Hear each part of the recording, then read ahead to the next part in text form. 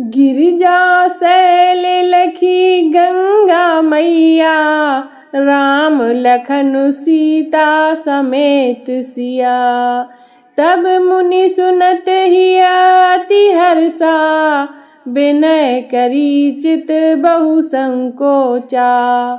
प्रिय मित्रों, इस चौपाई में वर्णन है कि जब भगवान श्री राम, लक्ष्मण और सीता जी गंगा माता के दर्शन के लिए पहुँचे तो मुनि का हृदय अत्यंत द्रवित हो उठा। उन्होंने भगवान की विनय पूर्वक आराधना की। यह चौपाई सिखाती है कि जब हम भगवान की कृपा और आशीर्वाद प्राप्त करने के लिए अपने अहंकार को त्याग देते हैं, तब ही हमें सच्ची भक्ति का अनुभव होता है। सच्ची भक्ति वही है जिसमें अहंकार का त्याग और प्रेम पूर्ण समर्पण होता है। प्रणाम भक्तों, आज की इस पवित्र कथा में हम आपको रामचरितमानस के उस अध्याय की ओर ले चलेंगे जहां भगवान श्री राम ने माता गंगा को प्रणाम करके उनका आशीर्वाद प्राप्त किया और गंगा नदी को पार किया। यह कथा न केवल गंगा माता की महिमा का वर्णन करती है, बल्कि भगवान राम के जीवन की भक्ति, श्रद्धा और समर्पण का महत्व भी बताती है। तो आइए मित्रों, इस अद्भुत कथा को सुनते हैं और श्री राम के आदर्शों से प्रेरणा प्राप्त करते हैं। तो मित्रों, आज की कथा में आप सुनने वाले हैं भगवान श्री राम का गंगा पार करना। ब्रह्म बेला में राम ने सैया का परित्याग कर दिया और लक्ष्मण से कहा, तात, भगवती रात्रि व्यतीत हो गई हैं, अब सूर्योदय का समय आ पहुंचा है। कोकिल की कूक सुनाई दे रही है, मोरों की बोली सुनाई दे रही है। यही वह अवसर है कि हमें तीव्र गति से बहने वाली समुद्रगामिनी परम पावन गंगा को पार कर लेना चाहिए। सुमित्रा कुमार नंदन ने श्री रामचंद्र जी के कथन का अभिप्राय समझकर गुह और सुमंत को बुलाकर पार उतरने की व्यवस्था करने के लिए कहा। निषाद राज ने अपने मंत्रियों को आदेश दिया कि एक सुंदर द्रुतगामी नौका ले आओ। आज्ञा पाते ही निषाद राज के अनुचर तत्काल जाकर उनके लिए एक श्रेष्ठ नौका ले आए। नौका के घाट पर लग जाने पर राम, सीता और लक्ष्मण घाट की ओर चले। उन्हें घाट की ओर जाते देखकर मंत्री सुमंत ने हाथ जोड़कर कहा, हे रघुकुल शिरोमणि, अब मेरे लिए क्या आज्ञा है। श्री रामचंद्र जी ने उनकी कर्तव्य निष्ठा की प्रशंसा की और धन्यवाद देते हुए कहा, अब आप शीघ्र अयोध्या के लिए प्रस्थान करें। गंगा पार करने के पश्चात हम उसके आगे की यात्रा पैदल ही करेंगे। आप अयोध्या जाकर मेरी, सीता और लक्ष्मण की ओर से पिताजी और माताओं एवं अन्य गुरुजनों की चरण वंदना करें। उन्हें धैर्य दिलाते हुए हमारी ओर से संदेश दें कि हम तीनों में से किसी को भी अपने वनवास का किंचित मात्र भी दुख नहीं है। उन्हें यह भी कहें कि 14 वर्ष की अवधि समाप्त होने पर मैं, सीता और लक्ष्मण आपके दर्शन करेंगे। आप भाई भरत को कैकय से शीघ्र बुला लें और राज्य सिंहासन सौंप दें, ताकि प्रजा को किसी प्रकार का कष्ट व असुविधा न हो। हे मंत्रीवर, भरत से भी मेरा यह संदेश देना कि वे सभी माताओं का समान रूप से आदर करें और प्रजाजनों के हितों का सदैव ध्यान रखें। सुमंत अत्यंत विहल हो गए और उनके नेत्रों से अश्रुधारा बह चली। अवरुद्ध कंठ से वे बोले, हे तात, आपके वियोग में संतप्त अयोध्या के प्रजाजनों के सम्मुख मैं कैसे जा सकूंगा। जब वे पूछेंगे कि आप लोगों को छोड़कर कैसे लौट आए, तो मैं क्या उत्तर दूंगा। मैं जानता हूँ कि आपको न पाकर सहस्त्रों अयोध्यावासी शोक से मूर्छित हो जाएंगे। उनकी दशा सेनापति रहित सेना जैसी हो जाएगी। हे स्वामी, यह तो आप देख ही चुके हैं कि अयोध्या से वन के लिए चलते समय अयोध्या वासियों की क्या दशा हुई थी। इस खाली रथ को देखकर संपूर्ण अयोध्या नगरी का हृदय विदीर्ण हो जाएगा। हे प्रभु, मैं माता कौशल्या को कैसे अपना मुख दिखा सकूंगा। आप लोगों के बिना लौटना मेरे लिए बड़ा कठिन है। इसीलिए हे नाथ, आप कृपा करके मुझे भी अपने साथ ले चलें। इस प्रकार से दीन वचन कहकर बारंबार याचना करने वाले सुमंत से सेवकों पर कृपा करने वाले श्री राम ने प्रेम पूर्वक कहा, भाई सुमंत, मेरे प्रति आपकी जो उत्कृष्ट भक्ति है उसे मैं अच्छी तरह से समझता हूँ, किंतु तुम्हारे न लौटने से माता कैकेयी के मन में शंका उत्पन्न हो जाएगी। वे समझेंगी कि हम लोग षड्यंत्र करके राज्य में ही कहीं छुप गए हैं। इसीलिए मेरा तुमसे अनुरोध है कि तुम नगर को लौट जाओ। तुम्हारे लौटने से वहां माता कैकेयी की शंका भी समाप्त हो जाएगी और महाराज तथा मुझ पर किसी प्रकार का कलंक भी नहीं लगेगा। कलंक चाहे झूठा ही क्यों न हो, उसकी प्रतिक्रिया बड़ी व्याप्त होती है। इस प्रकार अनेकों प्रकार से समझा बुझाकर श्री रामचंद्र ने सुमंत को विदा किया। सुमंत अश्रुपूरित नेत्रों से रथ में बैठकर अयोध्या के लिए चल पड़े। सुमंत के जाने के पश्चात राम गुह से बोले, निषाद राज, तुम कृपा करके हमारे लिए बड़ का दूध मंगा दो, क्योंकि अब हम वनवासी और तपस्वी हो गए हैं और हमें जटाएं धारण करके तापस धर्म की मर्यादा का पालन करते हुए निर्जन वनों में निवास करना चाहिए।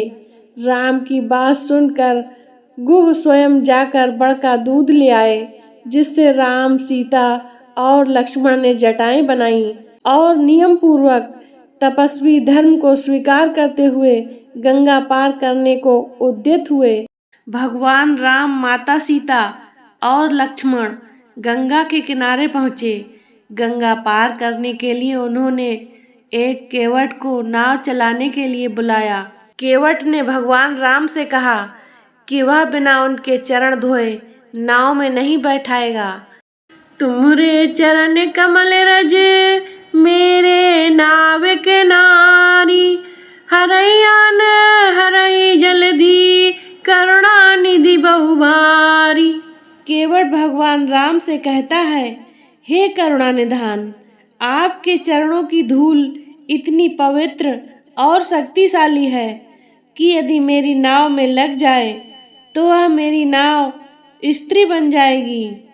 जिस प्रकार आपने अहिल्या का उद्धार किया, वैसे ही मेरी नाव भी स्त्री बन जाएगी। नहीं मोहि चाहूं संकोच तुम्हारा, जान सबहि तुम्हारी उजियारा। केवट कहता है, प्रभु, मुझे आपसे कोई संकोच नहीं है। मैं जानता हूँ कि आपके चरणों में अपार दिव्यता है। जब केवट ने भगवान राम से उनके चरणों को धोने का निवेदन किया तो राम जी मुस्कुरा दिए और अपने भक्त की यह सरल प्रार्थना स्वीकार कर ली। पाए पखारी पानी बैठारी, बाढ़ गया हूँ अनुरागा भारी। केवट ने भगवान राम के चरण धोए और उसे अत्यधिक प्रेम और भक्ति की अनुभूति हुई। उसके हृदय में भगवान राम के प्रति प्रेम और भी बढ़ गया। मांगी कृपा जल विधु कर धोए, तब राम काहू नाव न देओ। केवट ने बड़े प्रेम से भगवान राम के चरणों को धोया और तब भगवान राम को गंगा पार करने के लिए नाव दी।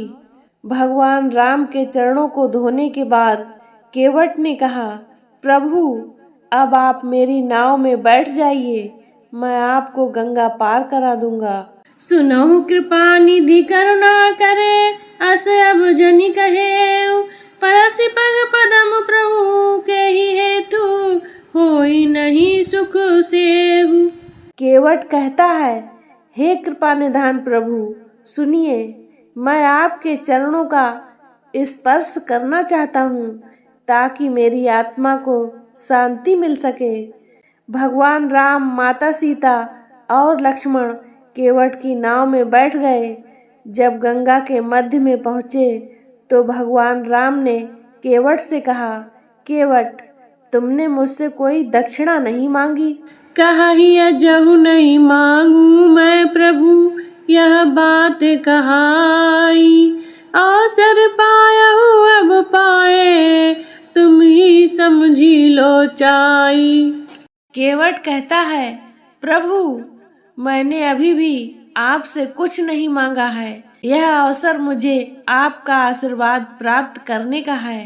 गंगा पार होने के बाद भगवान राम ने केवट को विदा करते समय उसे आशीर्वाद दिया।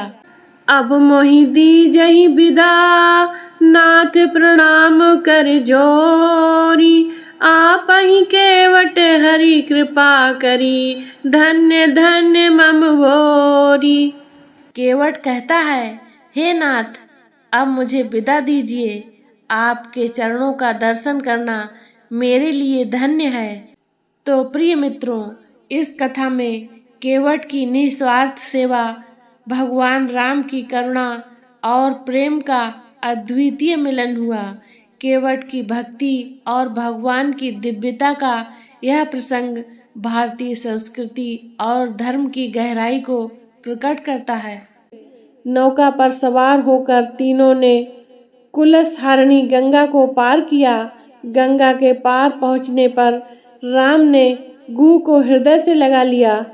फिर उनके स्नेहपूर्ण आतिथ्य के लिए उनकी भूरी भूरी प्रशंसा करते हुए उन्होंने निषाद राज को विदा किया। तो मित्रों, आज की कथा को यहीं पर विराम देते हैं। अब आइए कुछ अनमोल वचनों को सुनते हैं। गंगा तट प्रभु केली देखी, हरस बिलो की मुनि की रेखी। मम क्रम बचन चरण अति धारे, राम लखन सिया गंगा पारे। प्रिय मित्रों, इस चौपाई में भगवान राम, लक्ष्मण और सीता जी के गंगा पार करने का वर्णन है। गंगा तट पर उनकी आराधना देखकर मुनियों का हृदय प्रसन्न हो गया और उन्होंने अपने मन, वचन और कर्म से प्रभु के चरणों में भक्ति की। यह चौपाई हमें यह सिखाती है, भक्ति का सच्चा रूप वह है जो मन, वचन और कर्म तीनों से प्रकट होता है। गिरजा शैल सुरसरी रानी, राम लखन सिय संग सुहानी। विनय करहि जल में मनु मोरी, गिरजा शैल प्रकटत भव चोरी। प्रिय मित्रों, इस चौपाई में भगवान श्री राम का गंगा माता के प्रति विनय पूर्वक आचरण दिखाया गया है। भगवान राम ने जल में प्रवेश करने से पहले माता से आशीर्वाद प्राप्त किया, जिससे यह स्पष्ट होता है कि ईश्वर का आशीर्वाद प्राप्त करने के लिए हमें विनम्रता और श्रद्धा के साथ उनके चरणों में समर्पित होना चाहिए। विनम्रता और श्रद्धा ही ईश्वर के आशीर्वाद को प्राप्त करने का मार्ग है। भक्तों, भगवान श्री राम का गंगा पार करना केवल एक भौतिक यात्रा नहीं थी, बल्कि यह एक आध्यात्मिक संदेश था। यह हमें सिखाता है कि जीवन में चाहे कितनी भी कठिनाइयां आए, ईश्वर की कृपा और आशीर्वाद से हम सभी बाधाओं को पार कर सकते हैं। गंगा माता का आशीर्वाद प्राप्त कर श्री राम ने अपने धर्म और कर्तव्यों के पथ पर आगे बढ़ने का संकल्प लिया। यह कथा हमें अपने जीवन के मार्ग में दृढ़ता और साहस के साथ आगे बढ़ने की प्रेरणा देती है। अगले अध्याय में फिर मिलेंगे। तब तक के लिए इस प्रेरणादायक कथा से शक्ति प्राप्त करते रहिए और वीडियो को पूरा देखने के लिए धन्यवाद।